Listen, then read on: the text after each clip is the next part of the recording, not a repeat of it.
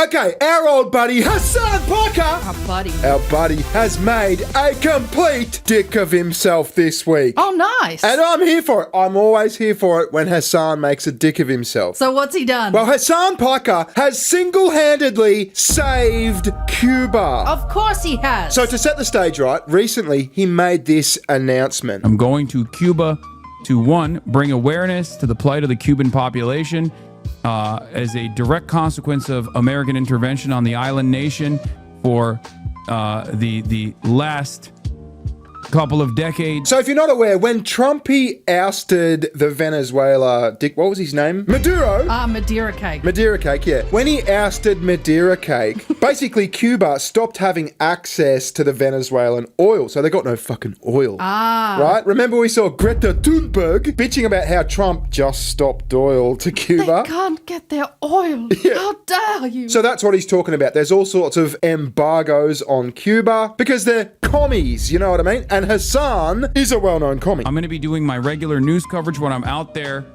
I have established a place where I'll hopefully be able to have internet access and energy, even though the grid is on shaky ground. So he makes it sound like he's got connections. He's made inroads with the underground, and there's like some little Cuban family. He's going to be staying in their basement, and he's secured internet and power. He's got like some rinky diesel generator or something.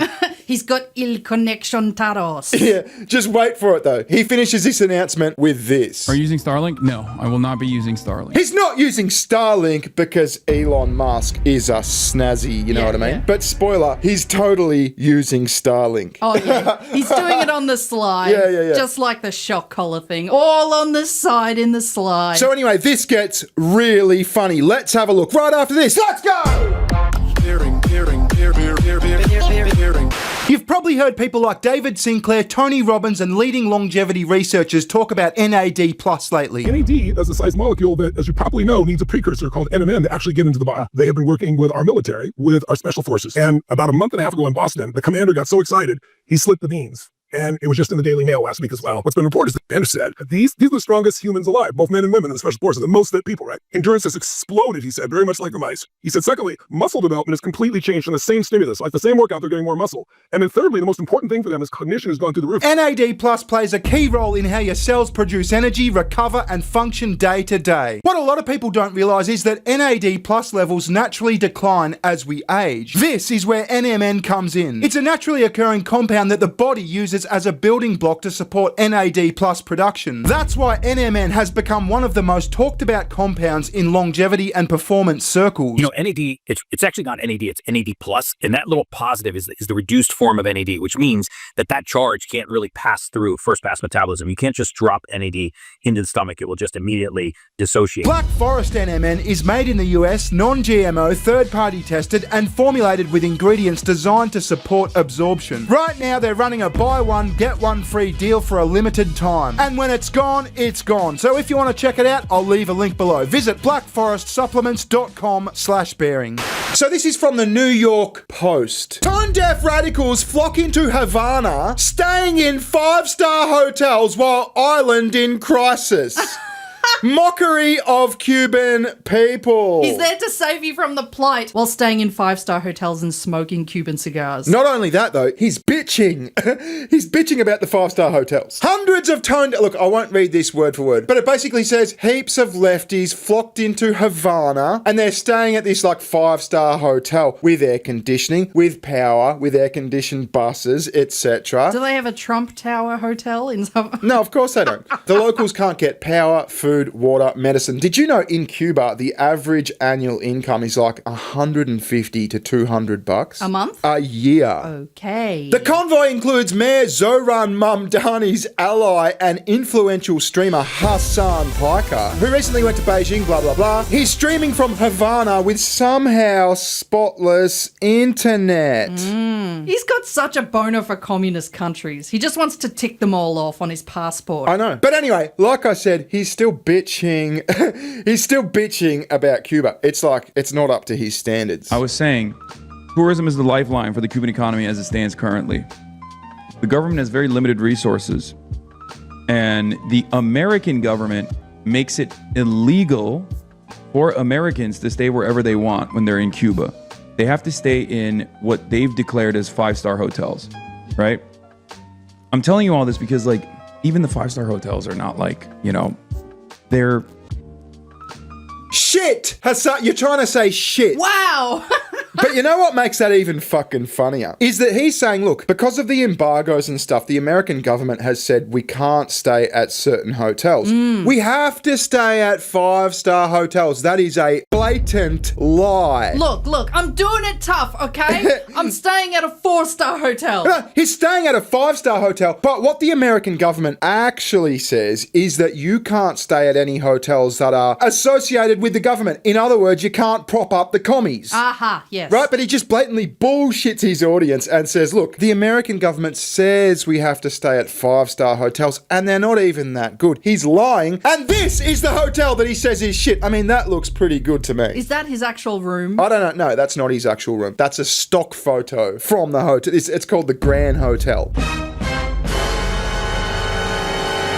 Okay, but is that the base room? Is that the lower tier room? I don't know. Probably, yeah. It's the promotional photo. He's staying at that hotel with flawless internet. We just saw him. Flawless internet. Are you using Starlink? No, I will not be using Starlink. You're using Starlink, Hasan. Shut the fuck up. Anyway, it gets so much sadder/funnier depending on your perspective. The article goes on. Cuban officials reported an island-wide blackout this week. While nearly the entire country is suffering from power outages lasting over 20 hours, the left is welcomed with air conditioning and wasteful energy consumption, slammed Mayra Dominiquez, a Cuban living in exile in the US. More than 100 homes would not be without power today if the Castro regime didn't spend on communist propaganda with the international left, she said. Isn't it Castro? Yeah, Castro, whatever. So someone took a video of the outside of Hasan's hotel and compared it with like the rest of the neighborhood. And it's the only building with power. See, it's well lit up. There's lights everywhere and he's about to, look, see that building? See that? There's no power anywhere else. It's even got lights on the outside, like as if to say, these are security lights. Don't fucking come near this hotel, peasants. Yeah, like floodlights. Yeah, like floodlights. So then Hasan talks about how much fun he's been having in Cuba, right? While all the locals, they're on $200 a year. Yeah, he's taken a few laps in the heated swimming pool. Yeah, and he starts going on about how generous he's been to the Cubans because he's there on a humanitarian mission. Not having any bandwidth whatsoever, I have no idea what's going on. Like last night, we ended the broadcast, and I went and linked up with the Progressive International boys. I met Jeremy Corbyn. That was fantastic. And I hung out with the Kneecap boys. We went out and drank. He's hanging out with Jeremy Corbyn and the Kneecap boy. You don't know who Jeremy Corbyn is, do you? I don't know who the fucking Kneecap boys are. So Jeremy Corbyn, I think, was the leader of the Greens in the UK. He's like full-on commie. He's like the UK Bernie Sanders, but probably worse. Okay, so he's commie buddies. Yeah, he's commie buddies. Chavez strode the world. Inspiration to all of us. Fighting back against austerity and neoliberal economics in Europe showed us there is a different and a better way of doing things.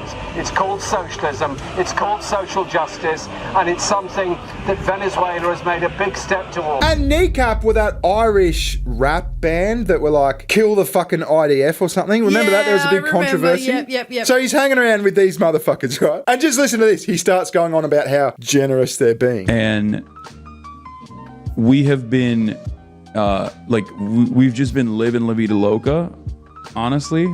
We've just been living life, living large. And, just peppering people with just wads of cash for the most part, with hopes that, there's like a little bit of economic respite for each individual Cuban that we encounter. So he's been handing out wads of cash. How generous, Hasan. And no doubt filming it for his content. Well, no, but he has been filmed. And it paints a very different picture. Ooh, living La Vida Loca? No, I'll show you this. You probably won't, understand it at first. I had to watch it a couple of times, but watch this. Okay.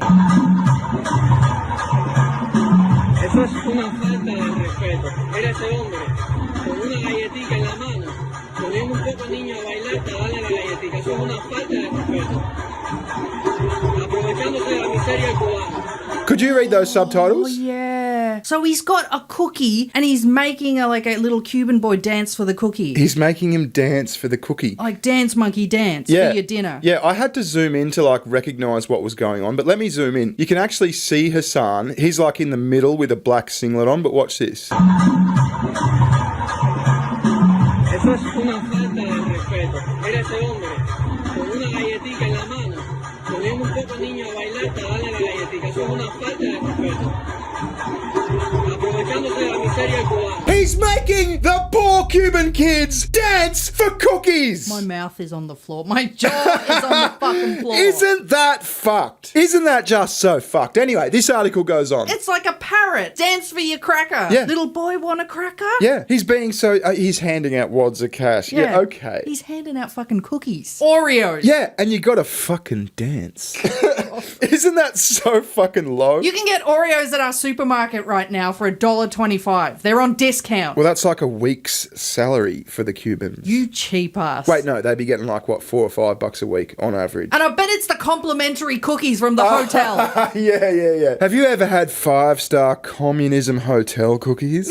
The article goes on. This is a gigantic mockery of the entire Cuban people. The left visits Cuba as if it was a party at a zoo. And they go to admire the misery from a luxury hotel. It's outrageous, that chick from before added. The stunt was organised by Cuban politician Mariela Castro. Why are they always Castro? Because she's Castro's niece. Oh, of course she is. Through a non-profit called Progressive International. Few details have been released about how the hundreds of boxes and suitcases of aid will be distributed once they arrive on the island, the press noted. Castro is the daughter of Raul or something Castro, Cuba's former president, who maintains a substantial behind-the-scenes influence in the country. So all these lefties are going, yeah, let's bring all this aid to Cuba. Let's just give it to the Castros to distribute. Oh, wow. They're like sorting through the shit before they hand it out. Yeah, if it gets handed out at all. Yeah, oh, that's nice. It just goes to the fucking soldiers, you know what I mean? That's like getting Che Guevara to head up the fucking gay rights movement. You know Che Guevara, the motherfucker on all those t-shirts the lefties wear. Yeah, and you immediately know that you're not going to like that. Yeah, he was like famously homophobic. He'd like execute gays. And all these lefties like idolize him now. It's absolutely fucking insane. Anyway, it gets so much funnier. How can it get funnier? Well, Hasan's in Cuba, right? He's at his 5-star hotel. He's making kids dance like monkeys for fucking complimentary hotel cookies. He's bitching about the fucking crappy internet while he's using Elon Musk's Starlink. And then the internet starts interneting. Yeah, doing what they do best. Oh my God. So people noted that while he's in Cuba, where the average annual salary is $150 to $200, Hasan's wearing these glasses. Oh God, they're not even nice too. I know, they're gay. And they're $1,383 US. But it doesn't stop there. What the fuck? That looks like something Columbo would have worn back in the day. Like your grandpa, right? He looks like Jeffrey Dahmer. He does. That's Jeffrey Dahmer glasses. Wait, okay, I'm sorry. So a Cuban person would have to work 14 years to be able to afford those glasses. Well, at $200 a year, let's say, it's less. almost 7 years. Oh, okay. It's about 7 years' salary, yeah.